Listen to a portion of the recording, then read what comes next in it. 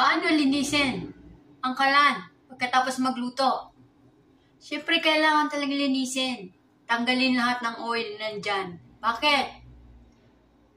Pag gumawa ka, magluto ka ng dinner sa gabi, habang tulog ka, dyan lahat ng ipis.